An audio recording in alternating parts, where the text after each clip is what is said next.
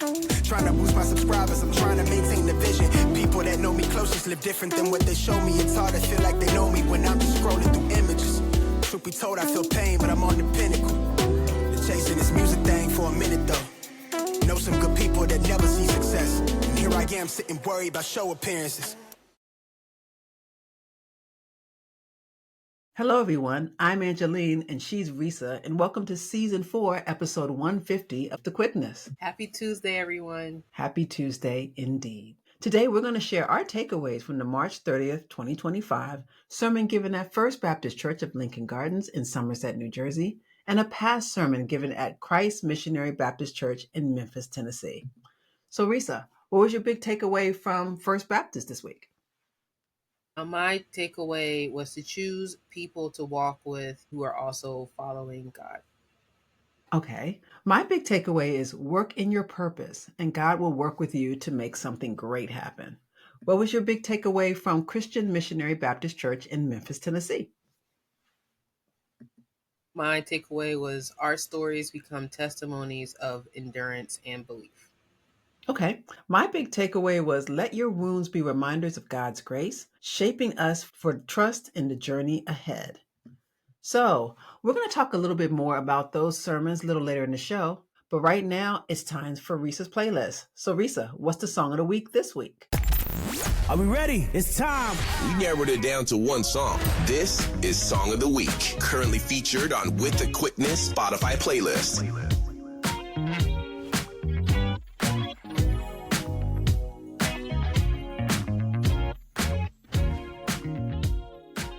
So the song of the week this week is actually by a American Christian rapper. His rap name is Marty, and he has a song out called Spoiler Alert, God Did. This song came out last month. It's not on any of his albums. So for those of you who don't know who Marty is, basically Marty's real name is Martin Lorenzo Santiago, and he was born June 8th of 1987, but he goes by Marty or sometimes Marty Mar. He is a part of the duo Social Club Misfits, and he has a partner in this group. His partner's name is Fern, and he put out his first extended play called Marty for President in 2015, and that was like his breakthrough album. Also with Marty, in November 20th of 2023, he and his wife welcomed their first son, Apollo, and their son had arrived 32 weeks early. Apollo arrived weighing in at just 2.8 pounds, and there was a emergency that happened because Apollo had not developed past the 28th week stage. However, I want to say around like January 2024, they were in the NICU during this time. And then at that point, that's when the baby started to positively get better. Well, that's great news. I mean, it's so hard to be a parent and know that the child that you're about to welcome into the world is having difficulty, or it's a difficult pregnancy or a premature pregnancy. So it's good to know that the baby is doing good. The song that he wrote, is that part of, any album that's coming out? So the song is not a part of any album. It's just one of those like standalone singles that came out last month in February. I never heard of him before. How could some people that follow hip hop in the Christian arena remember him or find him? You can follow him on his Instagram page. He does also have a Twitter page. As far as his Instagram handle, I don't have that presently at the moment, but I will put it up on our website. Okay. And you said he's part of a group? I did say that he was a part of a group called the Social Club Misfits. Okay. All right. So the song itself, what's it called again and what genre? So this is Christian hip hop, and the song is called Spoiler Alert, God Did. Okay. So it's hip hop more on the lines of rap though, right? Mm-hmm. Okay. So what gravitated you towards it? Because you could have picked anything for our comeback. What message made you select that one? I just like the song because it was about giving praise to God about all the great things that have been happening for him were because of God, and he wanted to give God props for that. So that's something that I could relate to, because whenever I get something good or whenever, I don't know. Yeah, whenever anything good happens in my life, I want to give praise to God. So, Well, thank you, Resa. I mean, actually, the song you selected really resonates with both of our sermons, and it's kind of like you're really much in sync with what we have going on this show. So, thank you so much. We're definitely going to check it out. Those that want to learn more about the song and actually hear it, we're going to have it posted on your playlist that's featured on Spotify, right? mm-hmm. So if you go to the With the Quickness playlist, I think it's is it under With the Quickness podcast or just With the Quickness, Resa? I can't remember which one it's under. I believe it's under With the Quickness podcast. Okay, and it's on the season 4 playlist or on the big mega one?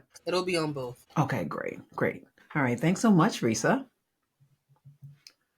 Now, let's go to the Sunday service at First Baptist Church of Lincoln Gardens. Now, it began this Sunday with the praise and worship ministry welcoming the saints into service with an electric version of Give God the Highest Praise. I mean, everybody was on their feet. The sanctuary was filled with voices singing hallelujah and with hands raised. It was a good way to start the service. It just really was. It put everybody in the greatest mood. Minister Augustine led the saints in prayer and set the atmosphere in the sanctuary and set the atmosphere also in the homes of those that are attending online. Now, here's the part that got me, Resa, about the beginning part of our service. The song, I'll Lift Him Higher, it filled everybody with joy. It really, really did. And it was very catchy. Everybody could sing it. It had like a Caribbean influence kind of praise song, right? The drummer, if you take a look at the drummer, he was working overtime on this song, Resa. My goodness, did you see him?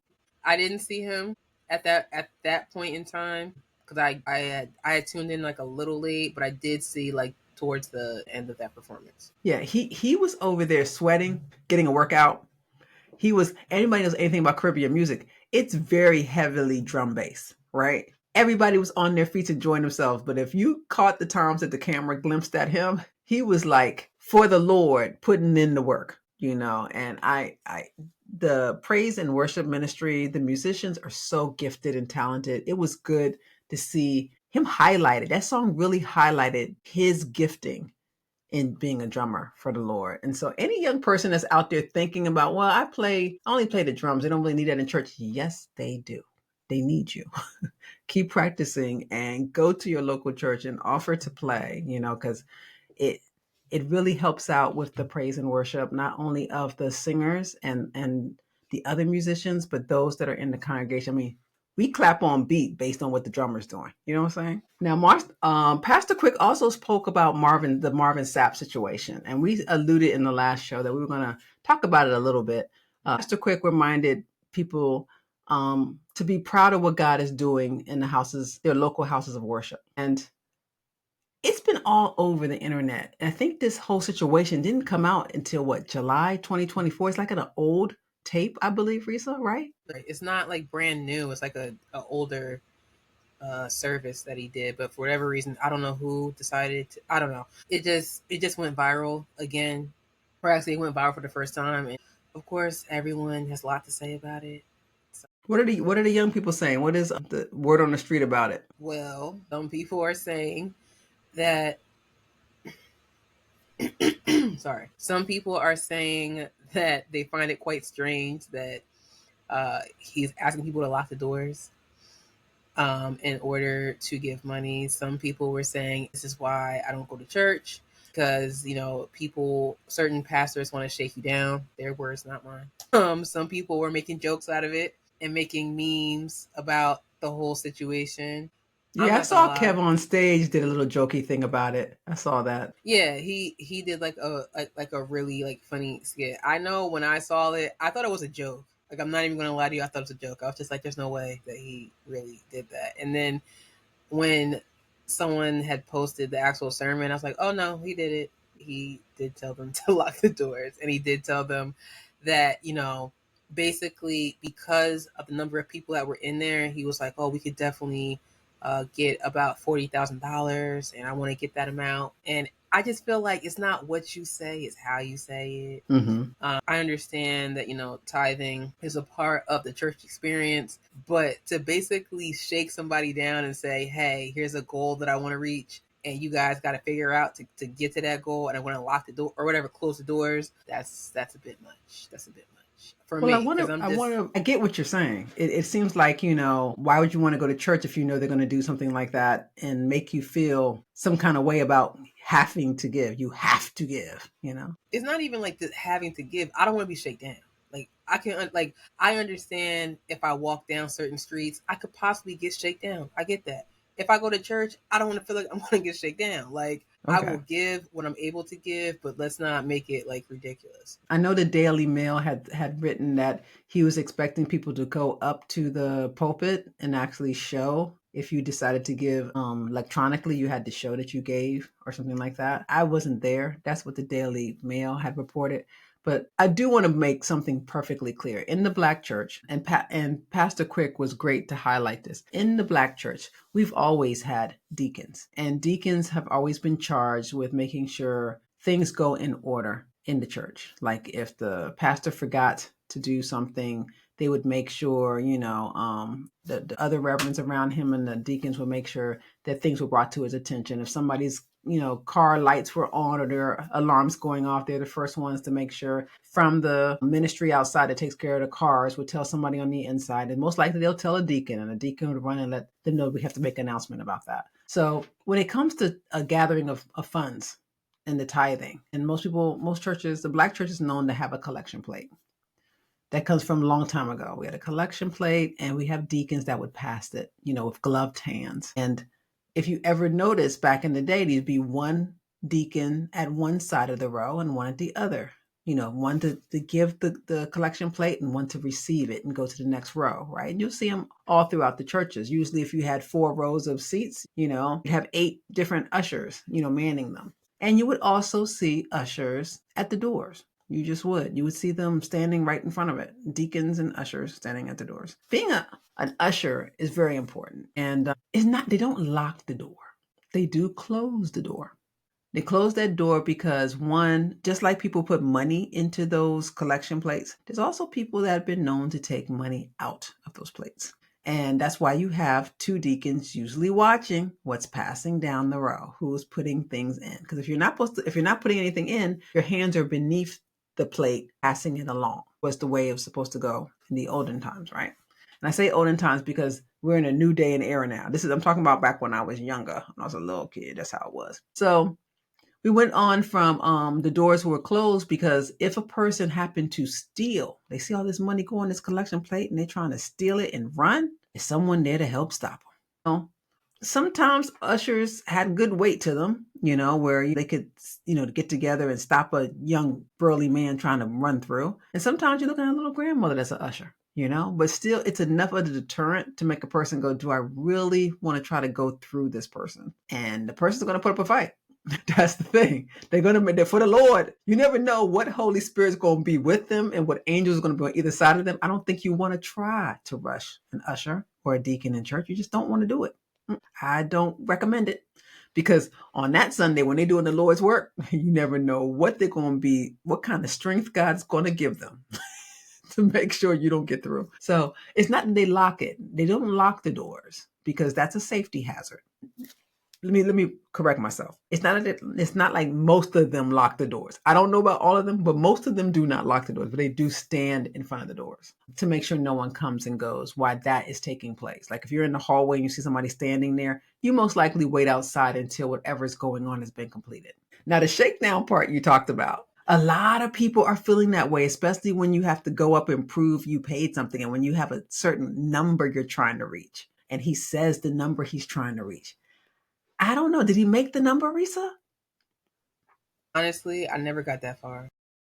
I don't think that if he made the number, I think that would have been what was been in the news. He shook these people down and he made that number. I think if a pastor, and I had this happen to me once, I'm going to share this with you. I haven't told this story in a long time because it hadn't come to mind until this. I was in a church and they had, they were having the ceremony in a conference room of a hotel at the time, right? The pastor got up and he gave a wonderful service. And we had a lot of people from the NAACP that was there at the time. And when it was over, he just he wanted a collection to go by. And a lot of times pastors do ask for a collection after they've, given word.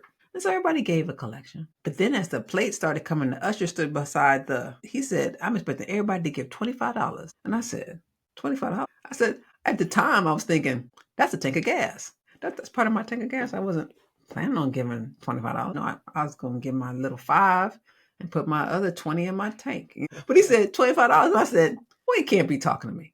That's what I thought.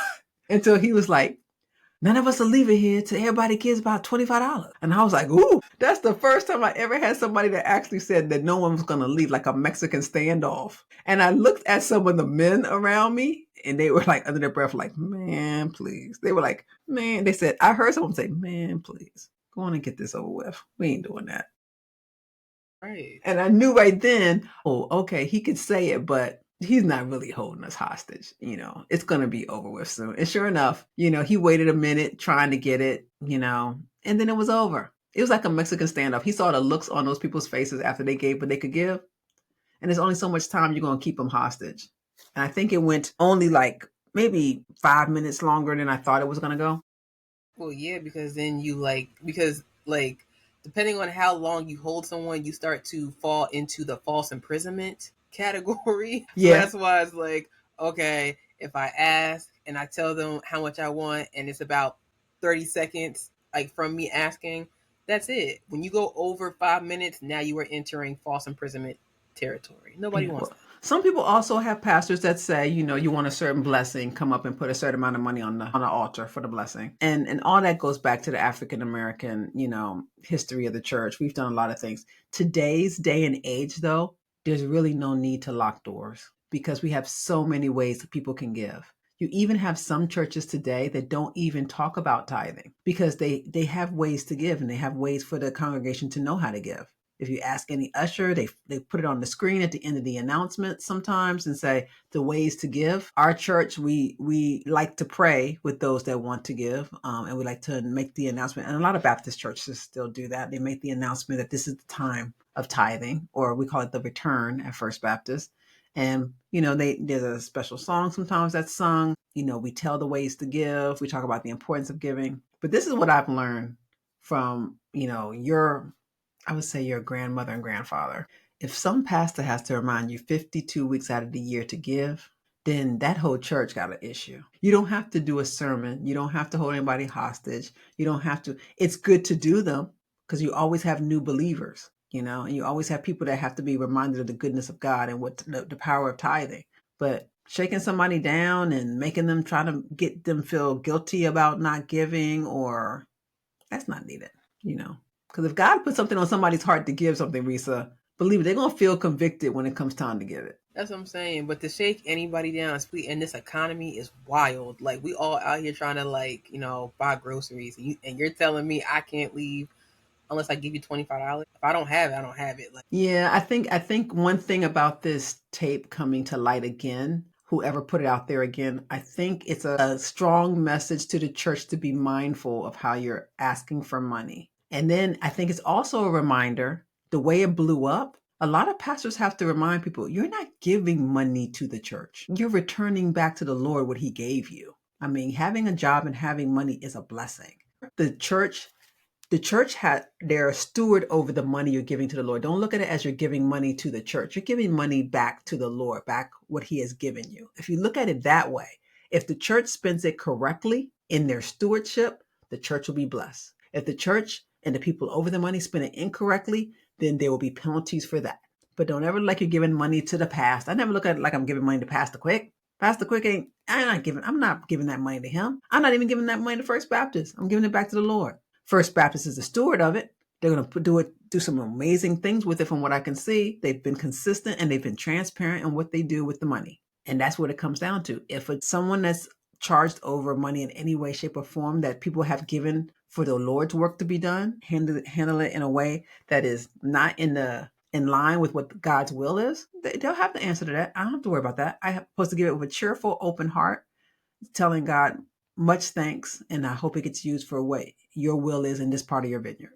And that's how you have to look at it. I think those are the two things that kind of came out of Marvin Sapp thing, is to realize people got to be held accountable, and you're not giving it to Marvin Sapp. You were giving it, every donation, every tithing, because you wanted to give it for the Lord. If you don't want to give it, don't give it. Right. I just think when it comes to any donations, whether it's a church donation, some type of nonprofit, if there's no transparency about where the funds are going, that is what makes people not want to donate. Because when you see someone, great example, since we're talking about pastors, when you see certain pastors who shall remain nameless, and you donate money to their churches, and then you see the same pastor on the Channel 12 news because they were embezzling money people don't want to give. When you see another pastor taking funds to buy a plane that you don't want to give. But it's like, if you have a church that is like, very transparent about the funds and what they're being used for, then people are like, okay, I feel comfortable giving tithing to this place of worship because the money is being repurposed for something for the better of our community. Yeah. And I guess that's why it's so important to be prayerful in your decision to walk with a certain group of believers in whatever church you decide to join. It has to resonate with you. It has to be where the Holy Spirit wants you to be. I used to pay tithing at a different church than First Baptist. First Baptist is not the first church I was a member of in this part of New Jersey. I was part of another church, and it seemed to be going in the right direction, and then it took a turn. And when it took a turn, the Spirit makes it very clear when it's time for you to move on. When we were getting shakedown for the pastor's birthday or something, and everybody, you got to donate this much for pastor's birthday. And I was like, well, that's not tithing, and that's not offerings for the Lord. That's y'all making it very clear it's going to be for a party for the pastor. And I wasn't comfortable with that. I wasn't comfortable how vigorous it was. Like, it was like week in and week out, every week for 4 weeks, they were talking about this birthday. It's one thing to say the pastor's birthday is coming up. If you want to give a love gift, we're collecting them on this day, But it was 4 weeks straight, Resa, leading up to it. See, and I knew that wasn't the church for me at that point. At that point, for stuff like that, birthday parties is why you have a bake sale or something like that. And you purposely say, we're having a bake sale for so-and-so's birthday. We're selling cookies for like, I don't know, $3 for $1, something like that. I don't know.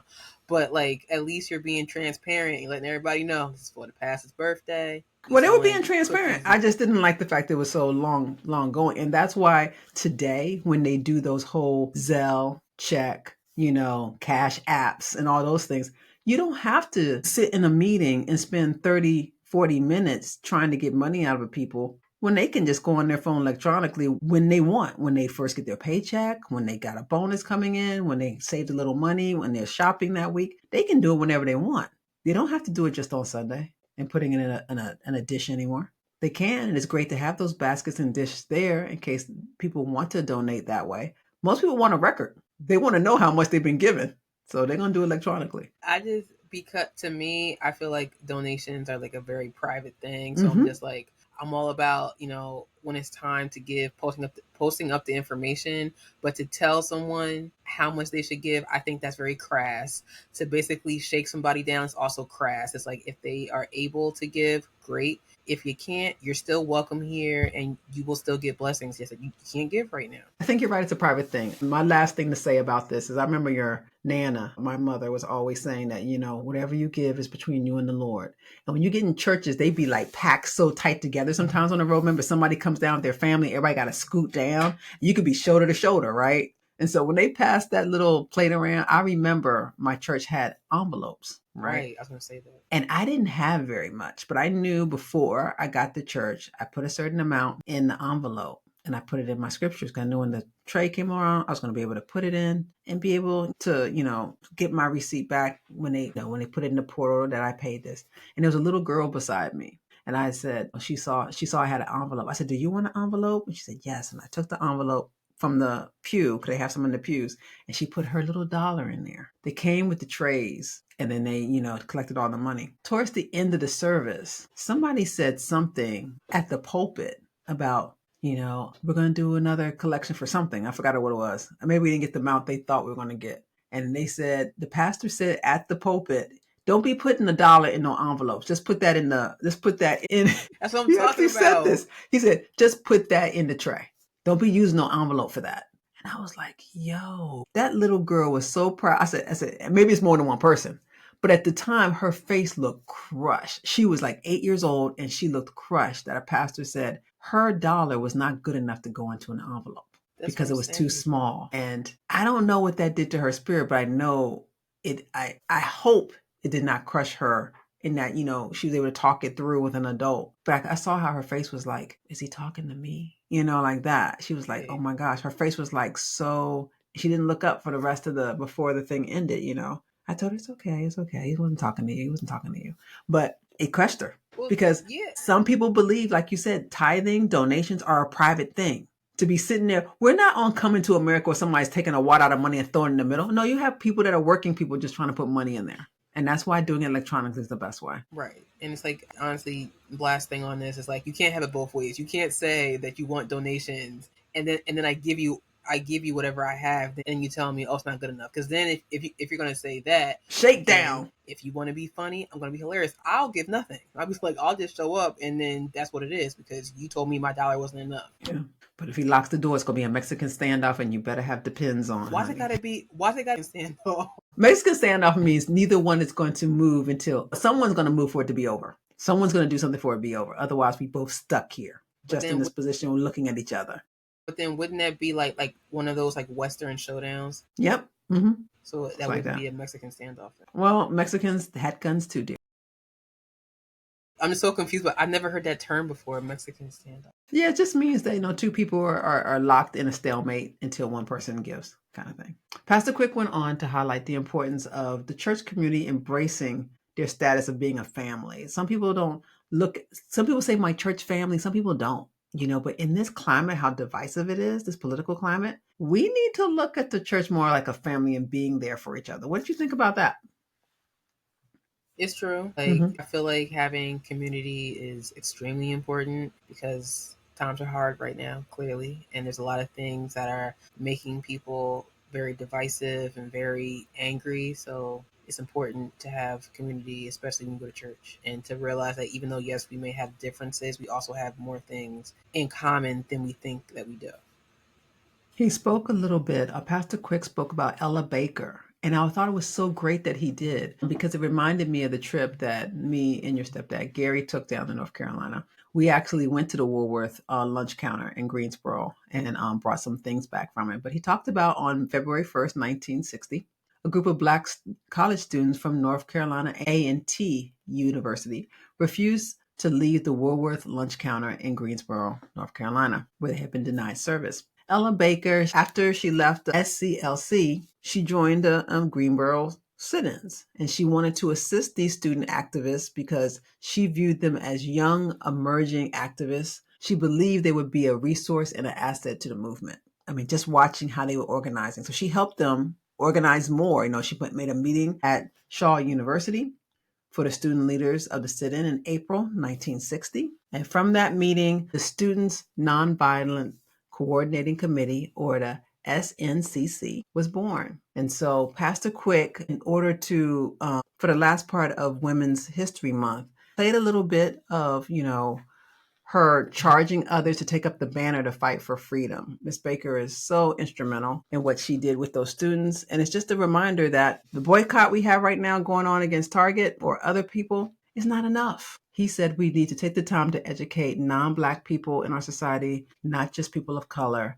And we need to talk of love and encouragement for everyone that's feeling oppressed right now in this political climate. What do you think about that? Think about like what he said about like educating people. Yeah, about us, you know, working harder, and not just thinking this boycott against Target is enough. Just to keep going, go further than that. Well, I know there have been other things happening besides the boycott at Target. Like they're boycotting Tesla. It's going to be like a national boycott, a national protest on April 5th all across the country. Depending on where you live, figure out where they're having it. I know Jersey's having theirs in Trenton, if I'm not mistaken. Okay. And basically everybody's just coming together to vocalize how they feel about what is currently happening and how they're not happy and they want change. And I also feel like protests are great, but I also feel as though we do have local elections taking place presently. So that's another way to create change. So that would go into the educational piece of not only getting out to protest, to to have your voice be heard, but to also to get into the polls and also voting for who you really want, and also researching who you really want before you vote, because sometimes some people, they may not know, and that's okay if you don't know, but take the time out to figure out who's running in your area and what they stand for, and does that actually align with you and your community. Because I think what happened this go around is some people were voting for their own personal desires, but they didn't realize that when they did that, because the assumption was, okay, if I vote for this person, I'll be good. And they didn't care about other people being affected. But then come to find out, they actually were negatively impacted by voting for said individual. So now it's like, you have to look at the bigger picture and not just about you. Yeah, you're absolutely right. Absolutely right. Now, going into the sermon, it was titled "A Hard Head Makes a Soft Behind." Speaker was Reverend Dr. Danté Quick. The scripture he referred to was John chapter 20, verses 11 through 18 of the New Revised Standard Version of the Bible. In this passage of scripture, Mary Magdalene recounts her account of the risen Jesus after experiencing the empty tomb, where she is instructed to tell the disciples that he has arisen to the Father, and their Father to his God, their God. Pastor Quick said that phrase, "a hard head makes a soft behind." Many of us have heard it. Have you heard it? Have you heard it in our household, Resa? I have heard it by other relatives of mine. Okay. Because I don't remember saying that to you. No, you've never said it. I've heard other individuals say it in a not so nice way, but I've heard it. Yeah, I've heard it way back when I was younger. My mom didn't use it that often. I heard it a lot. So. But one thing that is true is that we have a hard time learning lessons. The United States has many cycles. We've seen many patterns over the generations, everything secular. And we must look at why we keep ignoring women in some of these movements that we have, right? That's one thing that the United States has a pattern about. We also need to look at our generational patterns. We talked about that a little bit last time we met, about how you can see in families certain patterns, and we have to learn how to break them. He went on to talk about poet author Audre Lorde. She used her writing to shine a light on her experiences of the world as a Black lesbian woman, and later as a mother and a person suffering from cancer. He shared her words with the congregation. A good quote by her, I remember, is, "Caring for myself is not self-indulgence, it's self-preservation." And that is an act of political warfare. It can be. It can be seen that way. A lot of people think if we as Black people or people of color take care of ourselves, that in some way we're putting out a battle cry against other people. To choose not to go to Target or not to buy a Tesla because it's not in the best interest of our, collective, doesn't mean nobody else can't go to Target. They can go, right? It doesn't mean anybody else can't go to get a Tesla and drive with a Tesla. It just means that a majority of people of this color are choosing not to do it. Right. That can be also said for, certain, because there are a lot of protests, there are also conversations from the people that voted against said party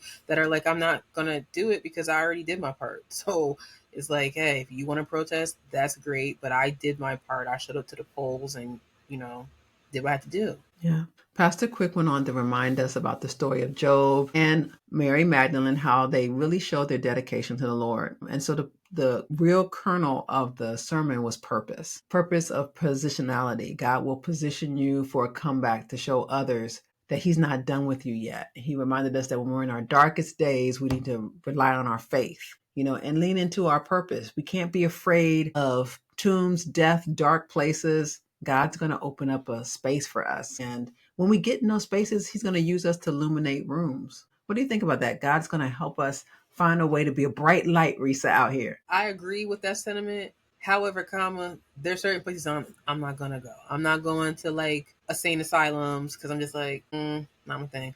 But I do feel like depending on the circumstance, God can use you to be a light in a dark place, but I'm not purposely going to certain places that I know I'm just like, it's not my scene. Yeah, I can understand that.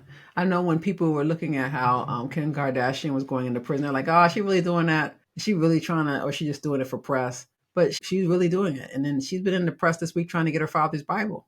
that he wrote and he has an inscription in it to OJ, but it's not because he gave it to OJ or OJ's initials are in it. She was wanting it because it was her father's Bible, and her father's, actual handwriting is in it, What did you think about, what she's doing right now, her life, trying to use it with a purpose to it? When it comes to her, after she had her robbery, I think she definitely took the time to really figure out like what mark she wants to leave on the world, and she realized that she wanted to get into law, because I think a lot of people forget that her father was a lawyer.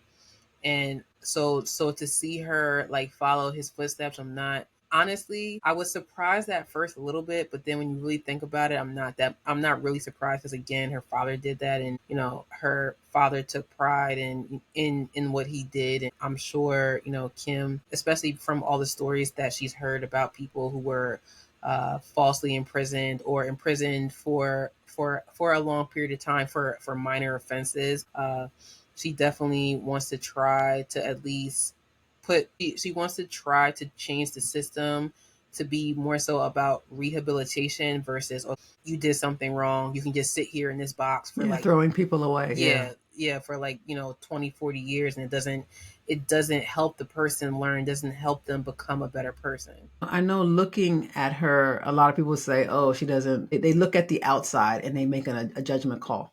They still see some of the mistakes she made when she was a young woman. They don't see her as the mother. They don't see her as the entrepreneur. But when you get her in a closed door session asking her about her business acumen, she's brilliant. There's a reason why she can speak at Harvard and at Princeton and talk about, how far she's come, and how she built her business and what her mindset is about stuff, and how she talks about the legal team, and she can go into the White House and talk about things. And it's not just smiling and taking selfies that people would think. If you really listen to her and take an opportunity to see what she's done, it's quite remarkable. You can definitely see she's her father's daughter.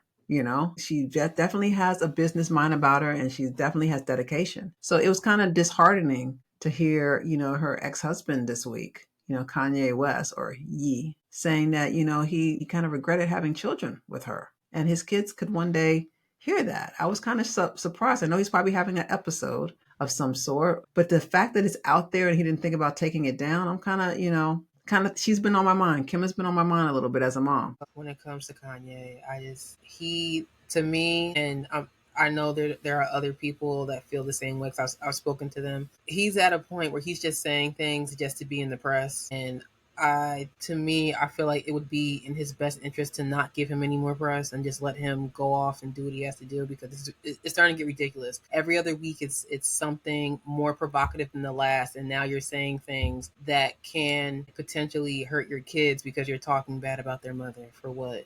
Just so you could be in the headlines. It doesn't make any sense to me. And I think that's why I think it's great that Kim she knows what her purpose is, so that when things like that happen, she can keep her head down, keep on her grind, do what she's been put on this planet to do, and know that she's going to be okay. Her kids are going to be okay, because if you can get swayed and be so unregulated that you can be pulled off of your purpose by different people, what they're saying and doing around you, then, it takes you a longer time to get things accomplished. God has a harder time using you because you're so reactionary to everything going on, So number 2, Pastor Quick, the second point he made in this sermon was purpose permeates pain into perspective. He said, you better learn to walk with God. And he gave a visual demonstration of this. He took, I believe it was Minister Augustine. He said, come, act like I'm God, you be you, and follow me. Minister Augustine was so good at it, he was bumping into him to the point where Pastor Quick was getting annoyed, and he said, but that was a good thing. Like, you want to be so close to God, you're bumping into him, that you say, get on God's nerves. Let him know you right there. Let him know you following him. And then to continue the demonstration, he got a young lady to come up, and he put her between God and Minister Augustine. And he said to Minister Augustine, follow me. But Minister Augustine, he surveyed the situation, and he walked around the lady. And he's like, no, Pastor Quick said. He goes, go back. He called another lady, come up, stand with this young lady. And he stood, Pastor Quick, being God, stood in front of them. Minister Augustine stood behind both of the ladies. And he said, come on, Augustine, follow me. And so He tried, but the women were instructed to stay still. So he couldn't go any further. He goes, come on, why aren't you following me? He goes, I can't, Lord. These ladies in my way. And he reminded us that at that point that you have to be very cautious of the people you choose to walk with you. The people you're in your relationships, they have to be willing to follow God too. It can't just be you walking, because they can be a hindrance. Right, Resa? They can be a hindrance. Right. Depending on who you have around you, they can either elevate you and get you to where you need to be, or they can pull you down and basically take you further from where you're trying to be. Yeah, I think we all can know a number of people that when they gave their life to Christ, they talked about how their friendships changed. Some friends are like, I can't hang out with you. You're going to church all the time, or you're talking about the Lord all the time. It can change some of your connections, and you have to, it could be lonely at first, but that's why the church, like Pastor Quick said, we're a family and we're a community. You need to lean into finding people that are believe as you believe, think as you think. You're not good at the scriptures. There's a lot of people that are. You're not good about the promptings you're hearing of the Holy Spirit. Well, there's some people that could tell you about their experience and bear their testimony.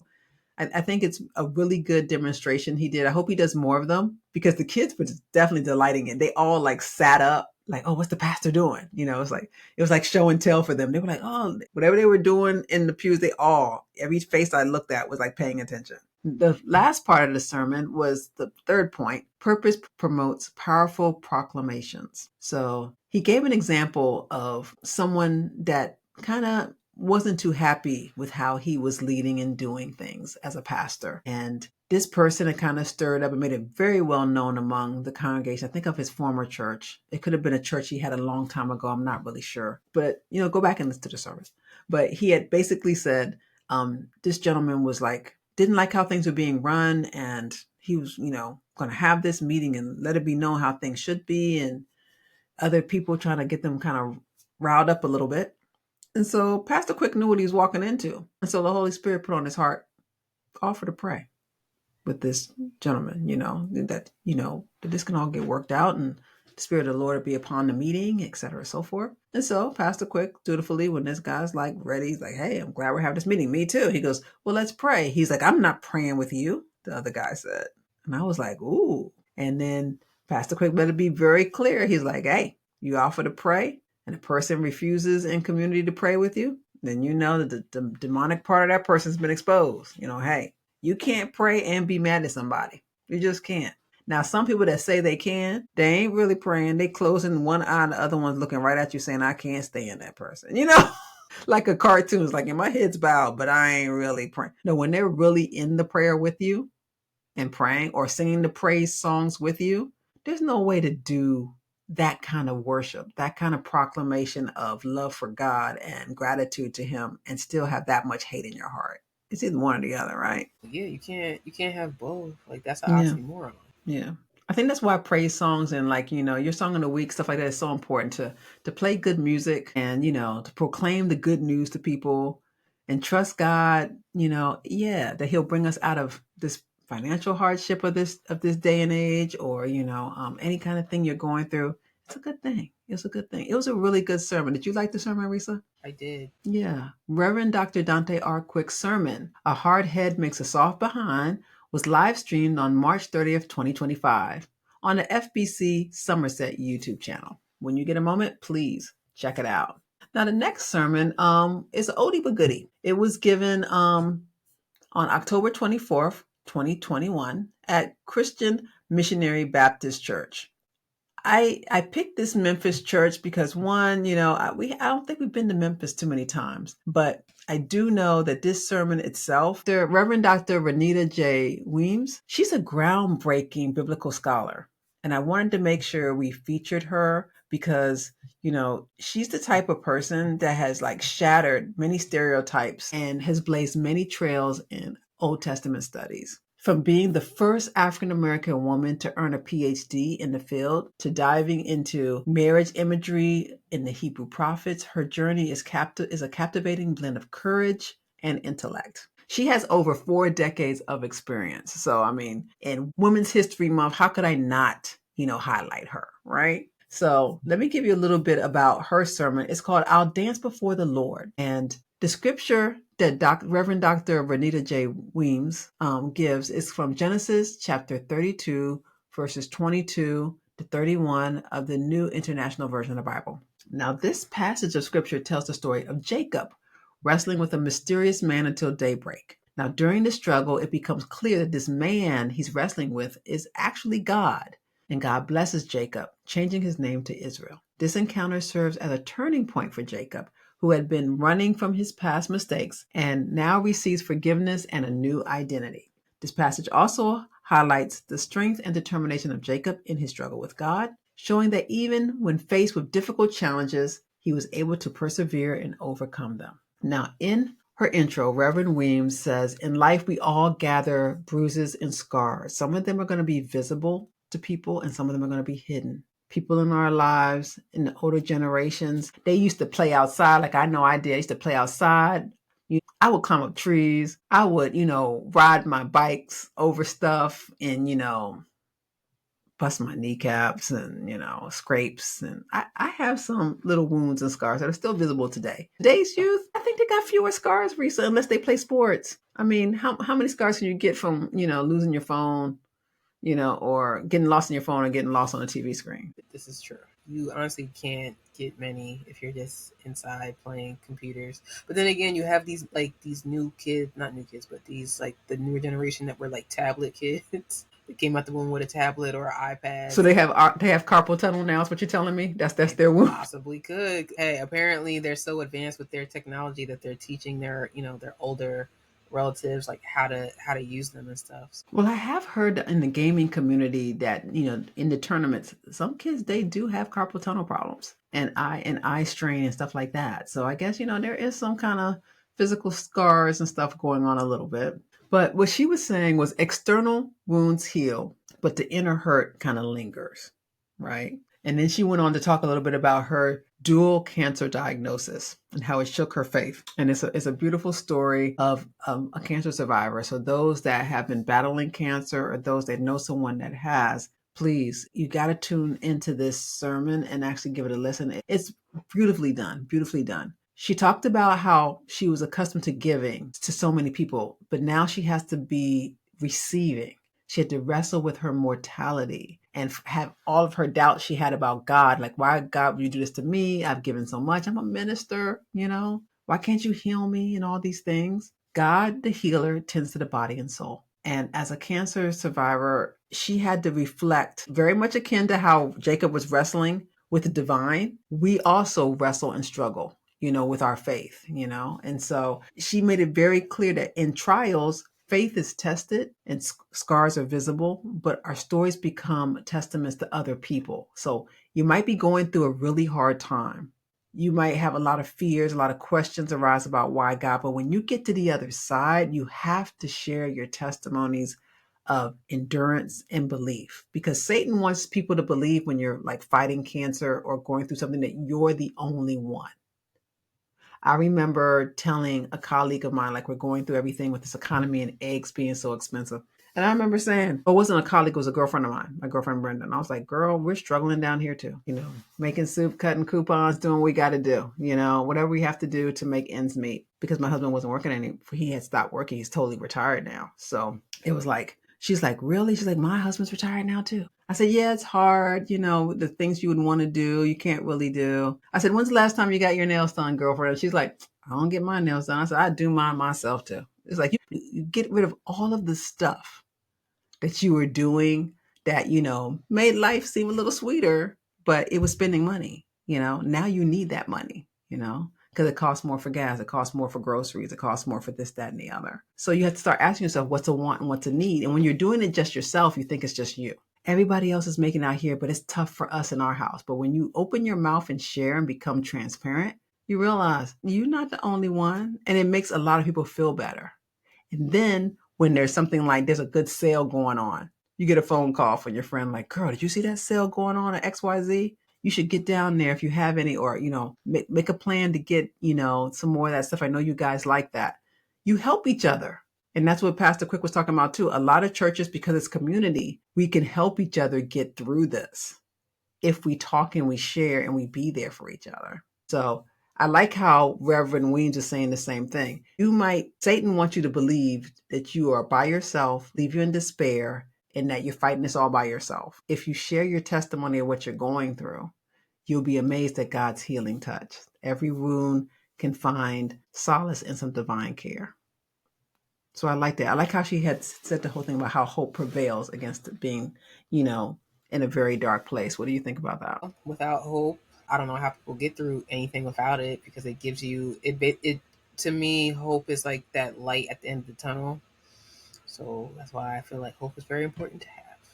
Yeah, God's grace. Yeah, I think her sermon, I don't know if I said the title of it. Let me say it now if I didn't.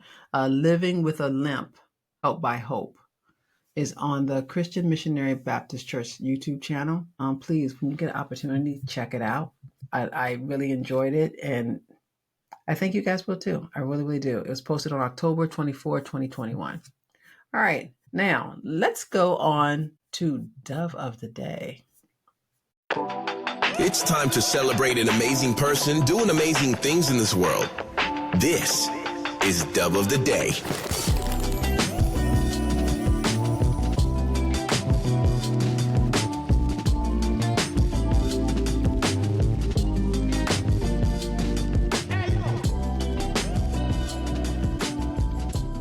So Dove of the Day for March 31st of 2025 goes to, so this Dove of the Day is actually a little bit different for me, because I found it as I was, as the people would say, doom strolling through TikTok. I came across this reality show clip from the show Survivor.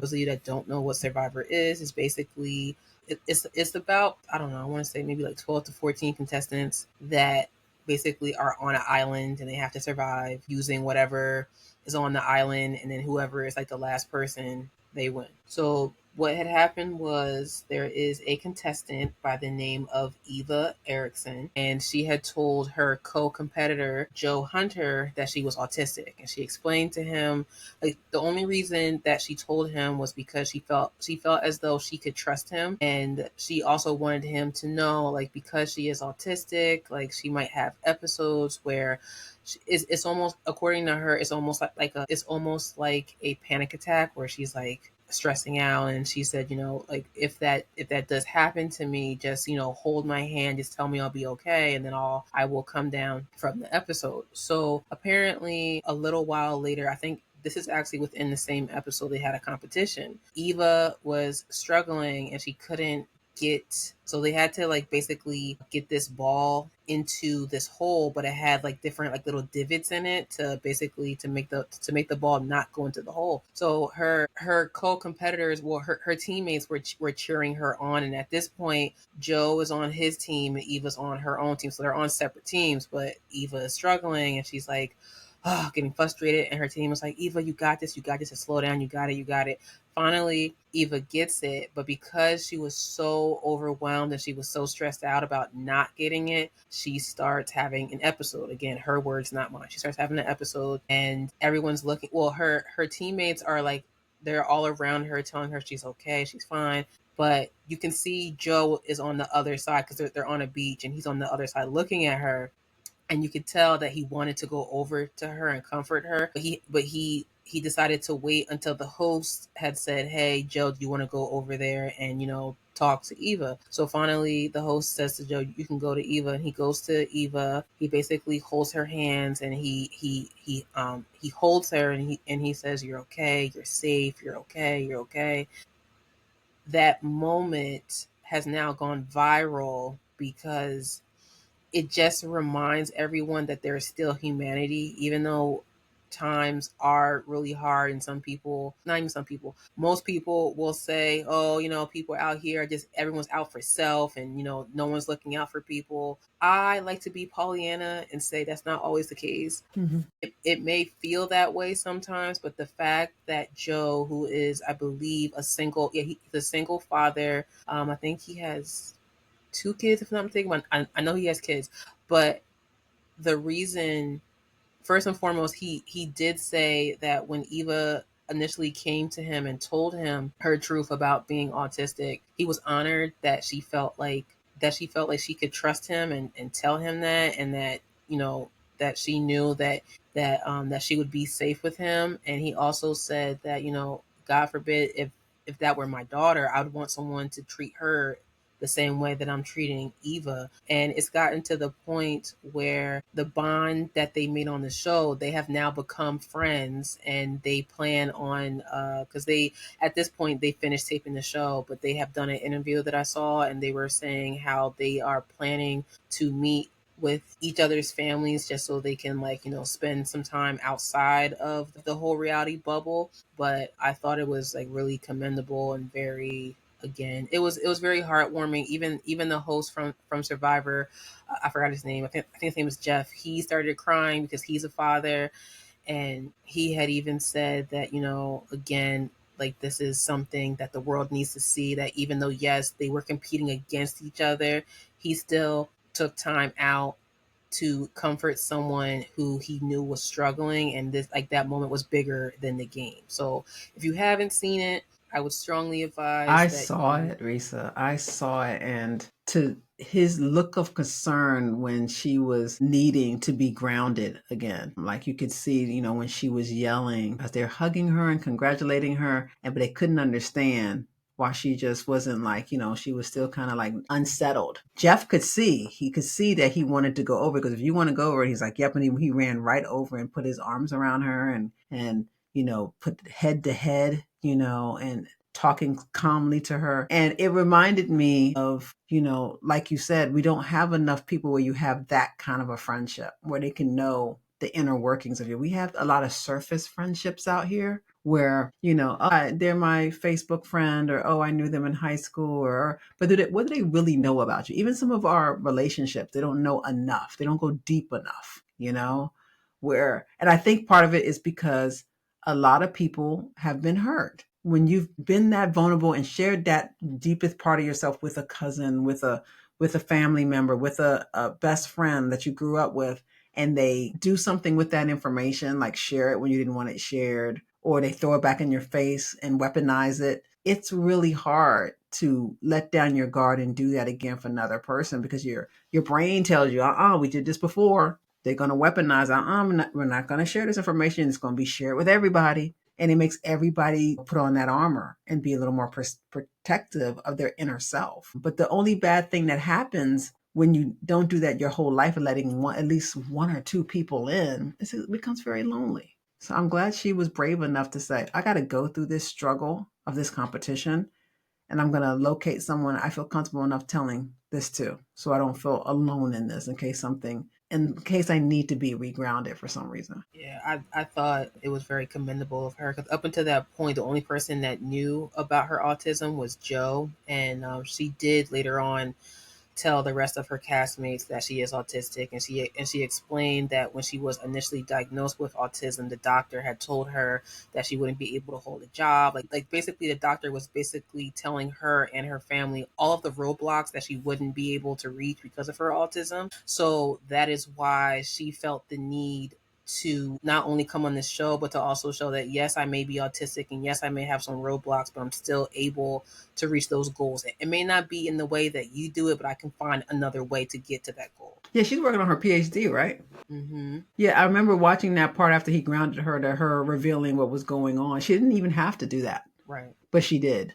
And she's the first person on Survivor that has, you know, told something like that. And hopefully it encourages other people to look at autism differently, that it is a spectrum that it's on, and that there's a lot of functionality for a lot of people. It's not a blanket label that means you can automatically not do certain things. But it does take, you know, a lot of self-care for yourself. You have to know how to read your body well, or have other people around you that can help you with that. So I'm so glad that took place, and that is your dove of the day right now. Yes. Is that gentleman, right? Yes. Or is it both of them? Because she told her story too. Honestly, I feel like it could be both, because not only did Joe create a safe space for Eva by Eva speaking out about her autism, she did inspire someone else on the show. I forgot his name and I apologize. Who was also a contestant. I think this was like later on. They did like another competition, or they were having a conversation with the host Jeff. and the man, he has a stutter. While he was talking, he was stuttering, and then Jeff let him finish his thought, and then after he finished, Jeff said, he asked him, he was like, when you stutter, do you want me to like let you finish your thought, or do you want me to help you? And the man said, I really appreciate you asking me that versus you just doing it, but I would appreciate if you would just let me finish my thought. And I saw in real time by Eva being vulnerable and talking about what she struggles with, like earlier to your, basically going back to your point that you made earlier, it made someone else want to open up and say, well, I stutter, and sometimes, I may sound like I'm getting flustered, but if you just give me a minute, I can get my thought across. Yeah. I think a lot of people all have something. None of us are perfect. Everybody has something that is that humbles us and that we're working on, or something that we can't change about ourselves. It was hard for me to be vulnerable about the things that I can't change about myself. It's just part of who I am. You've admitted that you're very, very shy at first, and things of that sort. I mean, all of us have something, and anyone that's pretending to be perfect, well, God bless you. I know I'm not in that group, but if that's the mask you want to wear, go right ahead. Because even though you don't see some things, like, Reverend Weems said, you might not have it on the outside. You could have some wounds on the inside, some scars on the inside. Thank you so much for sharing Devil today, Resa. I think it's great that you highlighted people that are actually trying to make a difference in the world and showing us how to be just better people. You're very welcome. All right, let's move on to the screening room. It's time for that weekly movie review in the screening room.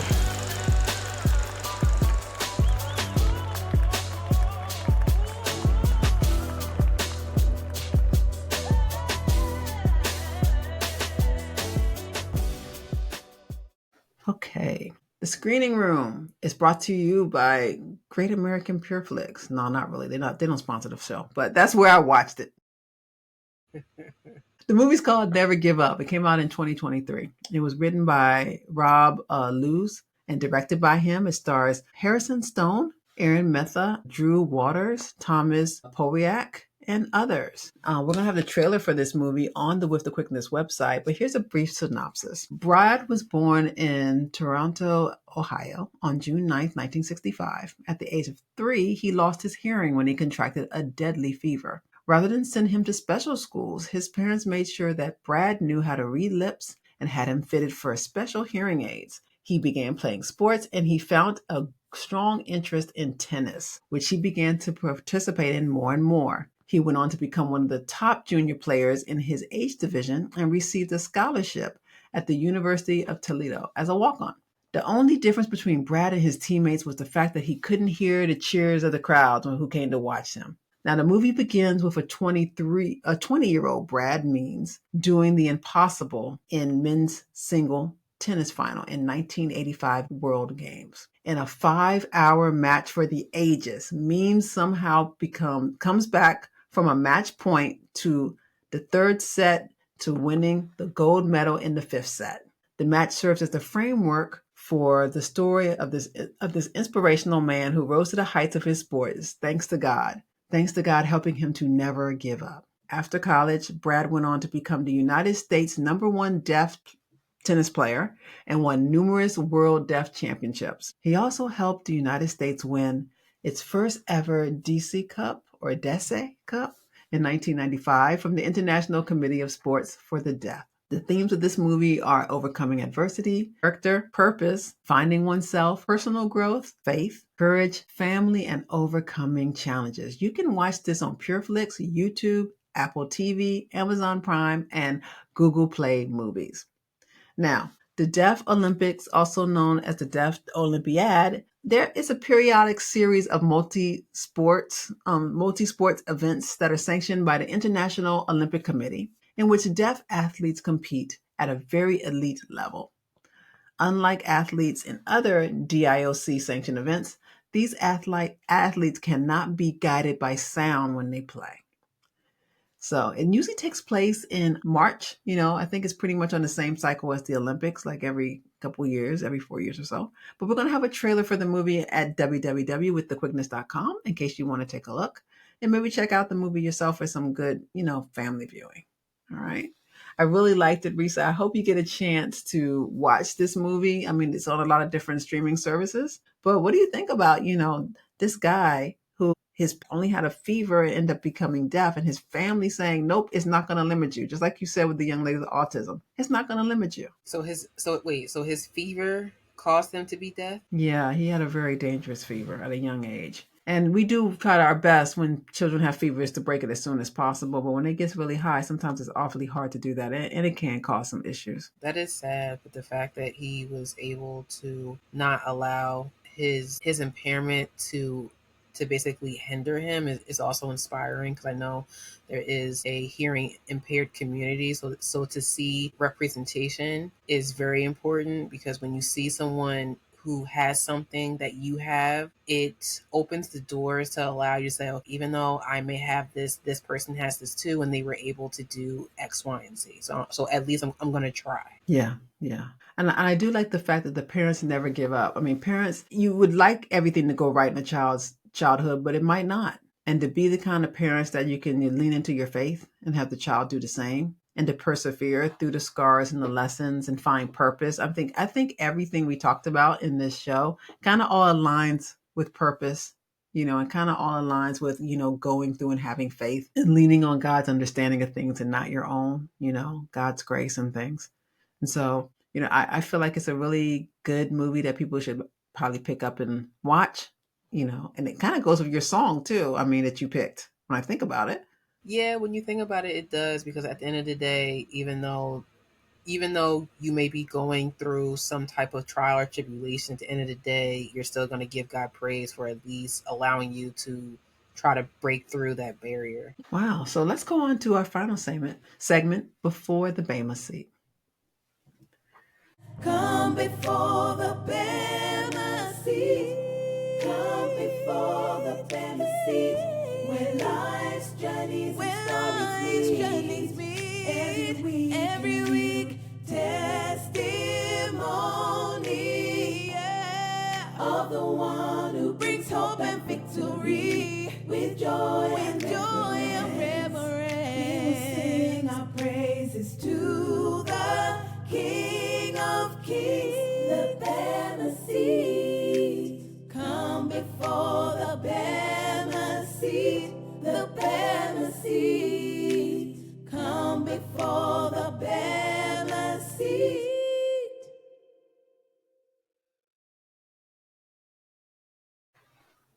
Okay, today I had to replace the person I was going to feature, because Deacon Clifford Holmes, in the service in which Dr. Quick had mentioned a hard head makes a soft behind, he was able to come up and share his experiences with the heart issues he had with the FBCLG family. Deacon Holmes, he bared his testimony about the importance of a coronary artery calcium score test, or CAC score test. It's also known as a CT calcium score. Now, this is a non-invasive imaging procedure that measures the amount of calcium buildup in the coronary arteries. Now, this information is used to help assess the risk of developing coronary artery disease, or CAD, which is a leading cause of heart attacks. So Deacon Clifford didn't have any symptoms. He was asymptomatic, walking around, not a problem, not a care in the world. But, he wanted to get this test done, and he did. And they realized he was like a walking time bomb. I know when I first heard about it in the service, the first thing I did was look up and see, because he said most insurances do not cover this. I was like, what? I got a good insurance. I wonder if mine does. And he's right. Mine doesn't cover it unless it's certain conditions where my doctor, if I'm asymptomatic, my primary care physician would have to have other risk factors that kind of prove that I still kind of need this test done to rule out a possible coronary artery disease. What do you think about that, Risa, when he said that most insurances aren't covered by this?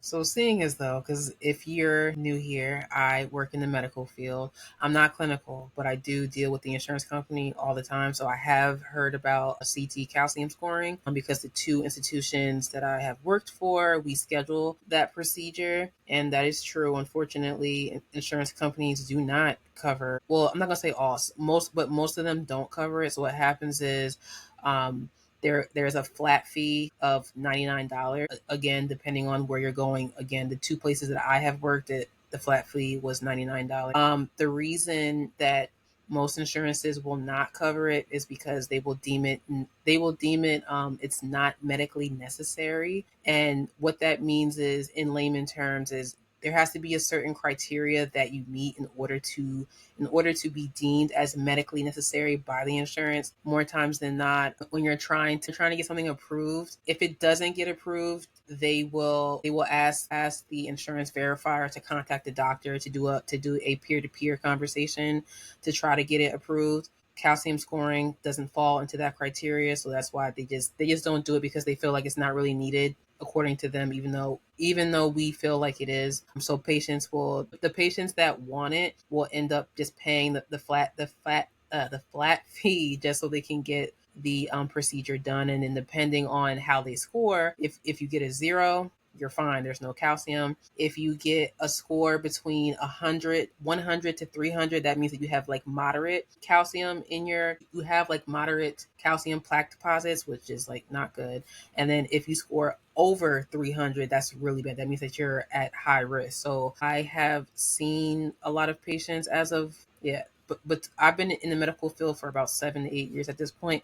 I've seen like a handful of patients schedule this procedure so they can figure out how they want to handle their health. I do feel like this should be covered by the insurance because, again, it is, to me, I feel like it is a preventative procedure because, again, it tells you where you are and how much plaque is in your system. Because just like my mother just said, we had a gentleman at our church who spoke about it, and he was asymptomatic, so he wouldn't have known unless, God forbid, he had a heart attack. And when it comes to health, I've also seen, just from doing my own research, a lot of people on social media have been documenting their journey of traveling overseas so they can get like a whole like plethora of tests done, because they are running into this issue where here in America, depending on who their carrier is for insurance, they're not going to do certain tests, and certain doctors won't get, like, it's just a whole mess. So some people just don't want to deal with it. They'd rather go overseas where you can get a whole panel done.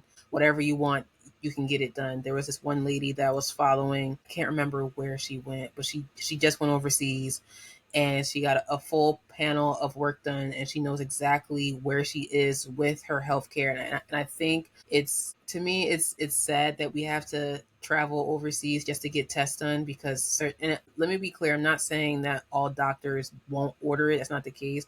There are doctors that will order it, but the roadblock that comes is the doctor may order it, the insurance company is like, we're not going to cover it. And then even if the doctor does do the peer-to-peer, they can still deny it. So Gotcha. Because a lot of patients don't want to deal with the back and forth, and the ones that are fortunate enough to have the funds to fly across the country and go to these other places, like whether it's somewhere in the Philippines or somewhere over there, like basically somewhere overseas that will allow them to get the test done. Like they're going over there and they're doing that, and they're taking that information back to America to say, okay, I had all these tests done. Here are my results. Like, and I want to do X, Y, and Z. Because a lot of people nowadays are trying to get ahead of any possible health ailments, which is a great thing. But I do feel like the way that the system is set up here, we definitely need to fix that, because there's no reason why that people even have to do that in the first place. Would you put that scan, the CT calcium scan, up there with, a mammogram as important as preventative medicine? Mm-hmm. I would definitely include that in preventative, because normally with the mammos would be scheduled. So the way that the mammos have been scheduled, from my knowledge of it, is it would be a screening mammo and a DEXA, just to see what that information is too. Again, if you want a more in-depth mammogram, you would get a 3D. It's like a 3D rendering. So it's like the images are like more clear, so you can see exactly what's going on. But again, that's something that some insurances will not cover. Not saying it all won't, but some of them don't. And then that becomes a headache of having to explain that to the patient. Like, oh, I know you're here for for a screening, because to make a very long story short, at my last job, because we were scheduling just regular screening mammals, and then we got a machine that allowed us to do 3D renderings. What would happen was, at the time of scheduling, we would mention to the patient, okay, you're here, or we're calling you to schedule your mammo, but I also want to let you know that we do have a 3D rendering if you want to do that, which is like an upgrade of a regular screening. And most people, when they hear the benefits of a 3D mammo, want to get it. And then by the time the insurance rep calls the insurance company to see, oh, are you guys going to cover it? We run into a roadblock. Some of them will say yeah, some of them will say no, and then that becomes a headache. So, wow. to make a very long story short, there are preventative Procedures out tests. there. Yeah. Yeah. There are preventative tests that should be covered, but unfortunately, if you don't fit into this certain cookie cutter box that constantly keeps changing, certain insurances will not cover it. Wow. So you really have to, run things by your insurance company, have them call your insurance company before you do almost anything, just to make sure you're not having so much spend out of pocket or getting denied, like thinking getting ready for a procedure or something, and they call and go, sorry, you're not covered. Do you want to pay? You're like, nope, cancel it. Right. And then and that's why some hospitals have decided, like the two institutions that I used to work for, they decided, you know what, because patients keep asking for this and we keep running into the roadblock of it not being covered, let's just do a flat fee of a certain amount. And if they want it, they can just pay like that amount to get it done. Yeah. Yeah, that makes sense. I'm so happy that Deacon Holmes, Clifford Holmes, was able to talk about, having the surgery and being okay. I think he said a quadruple bypass, but I'm not sure. You have to listen to the service to see for yourself. He talked about the amount of blockage that was found because of the CT calcium scoring test. And he lives to tell about it. I mean, it makes you, I know there's other markers for problems going on with your arteries. We need to look at all of that. High cholesterol. We need to look at, our blood sugar levels and everything else. So if you can take better care of yourself, or if you've neglected your health, you haven't had a physical in years. I mean, hopefully this broadcast of this podcast today will remind you about your health and taking care of yourself and being good to yourself, being self-aware. So, Resa, you always get your physical every year. So do I. I always, kind of dreaded a little bit because, our primary care be like, I'm like, man, what is she going to say about my weight this time? Because, they seen you, if they see you every year, they see the fluctuations and they see, when you're doing good on your scores and bad, but it's good. It makes you feel really good when they have a real history of where you're at. How do you feel about your physicals, Resa? So I do feel good about my physicals that I get every year, because it actually shows me like where I was, where I am, what I need to improve, et cetera, so forth. Mm-hmm. I am fortunate enough to get my physical every year. I do know people that don't get them every year, for whether it's for personal reasons or they just, they can't afford it because they don't have insurance. So I do understand the blessing it is to actually be able to go and get a physical. But I do honestly feel like, to me, a physical should be something that's not that it it should be mandatory, but I wish that it wasn't so expensive for people that don't have insurance. And that's why when you go to your local church, like FBCLG, we have health fairs and things at different times where we have a lot of people in the health community at our church, and they'll come together and actually, do events and screenings. I mean, and there's mobile health mobiles in some communities that actually go out and make it easier on people that don't have the good insurance to actually get a baseline read of where they're at with the mobile. They get their blood pressure done, and, they actually, take their blood sugar levels and all that kind of stuff. So, I mean, it's not ideal to be doing it off site from a medical facility, but to have a real doctor looking at you and listening to your heartbeat and hearing some of the issues and concerns you have and telling you if it's something that you need to be seen about immediately or something that is treatable. Because sometimes we don't go for pains, aches, or whatever, because we're like, I think it's just a little something, and then you talk to a physician that sees people every day and they go, no, that's not a little something. It could be this or this, which is kind of something we would be concerned about. You need to actually come and see a doctor. It's nice to have those words, someone actually that's in the field, like you talking about the insurance. Sometimes you don't want to think about what your insurance covers, but to hear you today talk about, there's steps that they can take. And there's even times where your doctor can actually talk directly. Your doctor's office can talk directly to the insurance people and kind of as an advocate for you, trying to get something approved. That's good to know that there's still a possibility something that might have been denied can possibly be turned around. Yeah, that's one of the things that I noticed when I used to talk to patients directly, because now I'm more so dealing with the data aspect of it, is like a lot of patients don't know that, and like they know why they're coming in to get something done, but they don't know like the different steps that they can take in order to get things done. So I always felt like, let me try my best to educate them on what I know, because they don't know those things. All they hear is, oh, well, I was told it was denied, so what does that mean? Like, I can't get it done. Or if they don't have insurance, oh, so I can't get it done. And like, there are programs, like if you don't have insurance, like there's a program called Charity Care, like pretty much every hospital that I know has it, where you can apply for it and they'll basically do a background check, and basically they'll see if you qualify for it. And if you do qualify for it, nine times out of 10, the charity care will last for about a year or some change, because you're basically being screened by the charity care department. Mm-hmm. And in that way, you're able to come in and to get whatever treatment you need without any cost to you, because you fall within that criteria for charity care. Well, that's good to know, Resa. I think a lot of people, just knowing that that's out there, a resource, especially if you're not feeling well or you're dealing with something and it's not getting any better. It's nice to know you can call your local hospital or call a doctor and see if there's any kind of program that could help you. And I know one thing about First Baptist is we have a medical ministry. You can definitely ask questions there and they'll put you in the right direction. Some churches, a lot of them have different people that can get you connected with someone. You'd be surprised how many deacons and ministers and stuff are either in the medical field or know someone that is, and that can steer you in the right direction. So thank you so much for sharing that, Resa. You're welcome. Now, if you would like to share your story of your Christian experience or bear your testimony, something that will inspire new and rededicated Christians, please visit www.withquickness.com and select the Bema Seat tab. There you'll find out our interview form so we can schedule a virtual interview with you and have you right here on the show, bearing your testimony. You can also email Bema Seat at withquickness.com. Take out the to begin our guest process. So, Resa, another episode down. We did it. We're trying to get some of these kinks off, man, from doing this, right? Yeah. So, I apologize if I came off a little rusty, but again, it's been a year and a year and a month or so. So you got to give me a little bit before I, get back into the groove of things. I think you're doing pretty good.